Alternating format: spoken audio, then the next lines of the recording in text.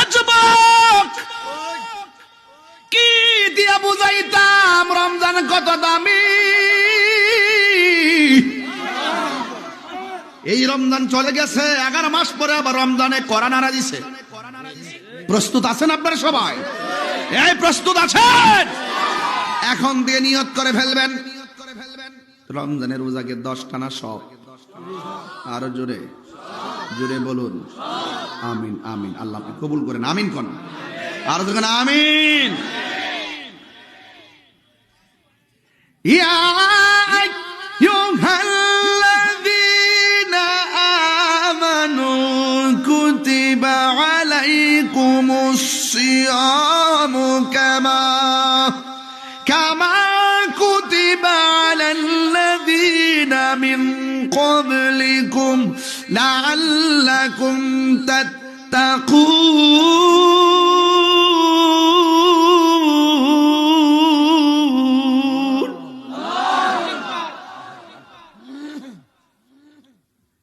আল্লাহ বলে ইয়া আইয়ুহাল্লাযীনা আমানু, হে ঈমানদারগণ।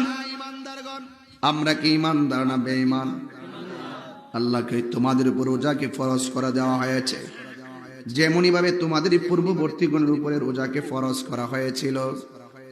এই রোজা রাখলে তোমার অন্তরে তাকওয়া পয়দা হবে, এই রোজা রাখলে তোমার অন্তরে পরহেজগারিতা পয়দা হবে, ঠিক কিনা? ফামান শাহিদা মিনকুমুশ শাহরা ফালইয়াসুমু, যখন তোমাদের সামনে রমজান মাসটা আসবে তখন তোমরা সেই মাসে রোজা রাখবে। আর রমজান মাসে আপনি যত ইবাদত করবেন, আস-সাওমুলি ওয়া আনা আজজি বিহি, আল্লাহ বলেন রমজান মাসে রোজা আমি আল্লাহর জন্য। কার মনে নাচে আল্লাহর হাতে পুরস্কার নেওয়ার জন্য? প্রাইম মিনিস্টার পুরস্কার দিলে বান্দায়া ছবি করে ঝোলায় রাখে, রাষ্ট্রপতি পুরস্কার দিলে বান্দায়া ছবি করে ঝোলায় রাখে। আর যে ইবাদতের পুরস্কার, আল্লাহ বলে আস-সাওমুলি ওয়া আনা আজজি বিহি, রমজানের রোজা হলো আমি আল্লাহর জন্য, সব পুরস্কারের ওজন হবে মিজানের পাল্লায়। আর রমজান মাসের এই পুরস্কারটা বান্দার হাতে আমি আল্লাহ নিজের হাতে দান করব। এই মাসটা হলো মাহে রমাদান। জুড়ে বলুন সুবহানাল্লাহ। শাহরু রমাদানাল্লাযী উনসিলা ফীহিল কুরআন।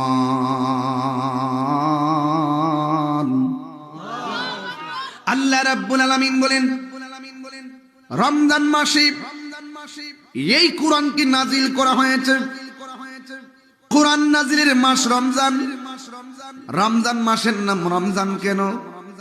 রমজান শব্দটি রমজান থেকে রমাদান, রমাদান শব্দটি রমজান থেকে উৎকলিত। রমজান শব্দের অর্থ হলো জ্বালিয়ে দেওয়া, পুড়িয়ে দেওয়া। আর রমজান আর রমাদান যেমন অর্থই হলো জ্বালিয়ে দেওয়া, পুড়িয়ে দেওয়া। এই মাসে যখন কেউ রোজা রাখে, আগুন যেমন করে কাঠগুলাকে জ্বালাইয়া পুড়াইয়া ধ্বংস করে দেয়, রমজান মাসে রোজাগুলো তোমার আমার গুনাহগুলোকে জ্বালিয়ে পুড়িয়ে ধ্বংস করে দেয়।